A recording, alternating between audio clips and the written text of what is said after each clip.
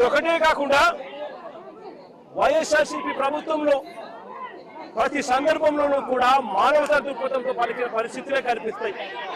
2018లో నా పాదయాత్ర జరుగుతూ ఉన్నప్పుడు 22 మంది మత్స్యకారులు పాకిస్తాన్ లో నిర్బంధించారు. నా పాదయాత్ర జరిగేటప్పుడు ఆ 22 మంది మత్స్యకార కుటుంబాలకు సంబంధించిన అక్క చెల్లెమ్మలు నా దగ్గరికి వచ్చి, అన్నా పాకిస్తాన్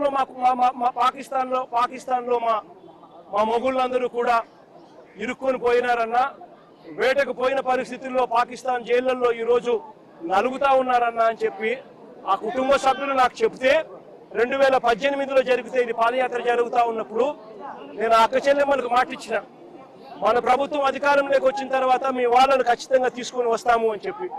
అధికారంలోకి వచ్చిన తర్వాత కేంద్ర ప్రభుత్వంతో మనం దౌత్యం జరిపించి 2020 జనవరి 5వ తారీఖున ఆ 22 మంది మత్స్యకారులను అక్కడి నుంచి విడుదల చేయించి రాష్ట్ర ప్రభుత్వం మళ్ళీ ఇక్కడికి తీసుకొచ్చింది.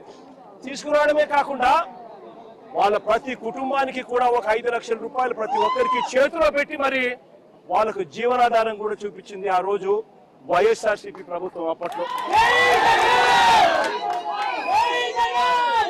మళ్ళీ 2019లో మళ్ళీ మత్స్యకారులను 9 మంది మత్స్యకారులను బంగ్లాదేశ్ లో వేటకు వెళ్లి బంగ్లాదేశ్ లో వాళ్ళందరూ కూడా నిర్బంధానికి లోనవుతే ఆ 9 మందిని కూడా సురక్షితంగా అప్పట్లో మళ్ళా కేంద్ర ప్రభుత్వంతో దౌత్యం చేసి సురక్షితంగా బంగ్లాదేశ్ నుంచి కూడా మళ్ళా అప్పట్లో తీసుకొచ్చింది కూడా వైఎస్ఆర్సీపీ ప్రభుత్వమే. ఇదొకటే కాదు, ఇలాంటివన్నిటికీ కూడా పర్మనెంట్ గా ఫుల్ స్టాప్ పెట్టాలని, నిజంగా మత్స్యకారులు ఎక్కడికెక్కడికో వెళ్ళి బంగ్లాదేశ్ పాకిస్తాన్లకు వెళ్ళి అక్కడ వాళ్ళు నిర్బంధానికి లోను కాకూడదు అని చెప్పి పర్మనెంట్ గా ఫుల్ స్టాప్ పెట్టాలి అని చెప్పి దీనికి ఇంతకు ముందు ఎప్పుడు జరగని విధంగా మత్స్యకారుల కోసమే ఏకంగా 10 ఫిషింగ్ హార్బర్లు రాష్ట్ర ప్రభుత్వంలో కట్టడం మొదలుపెట్టాం. మన రాష్ట్రంలో జరిగింది మొట్టమొదటిసారిగా. మత్స్యకారులు ఎక్కడికెక్కడికో వెళ్లాల్సిన అవసరం లేకుండా మన రాష్ట్రంలోనే వాళ్ళకు జీవనోపాధి ఉండాలి అని చెప్పి వాళ్ళ కోసమే ఫిషింగ్ హార్బర్లు ఏకంగా 10 ఫిషింగ్ హార్బర్లు ఏకంగా స్టార్ట్ చేసినాం.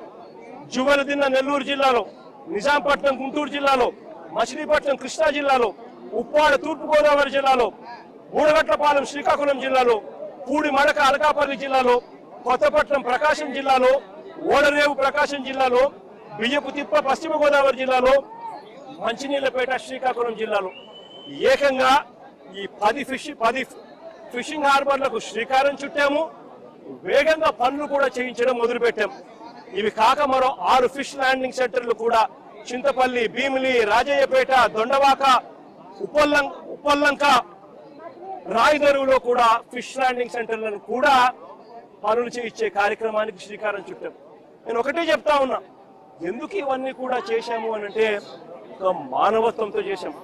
మన వాళ్ళు ఎక్కడికెక్కడికో వెళ్ళి ఇరుకులు పడాల్సిన అవసరం లేకుండా మన వాళ్ళకి ఇక్కడే మన వాళ్ళకి ఫిషింగ్ హార్బర్లు ఉండాలి.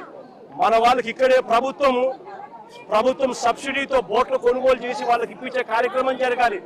మన ప్రభుత్వం గారు వైఎస్ఆర్సీపీ ప్రభుత్వం గారు తిరిగి వచ్చిందంటే ఈ 10 ఫిషింగ్ హార్బర్లలో కూడా ఒక్కొక్క ఫిషింగ్ హార్బర్లలో కనీసం అంటే 10,000 బోట్లు కనీసంగా తిరుగుతూ ఆ 10,000 బోట్లకు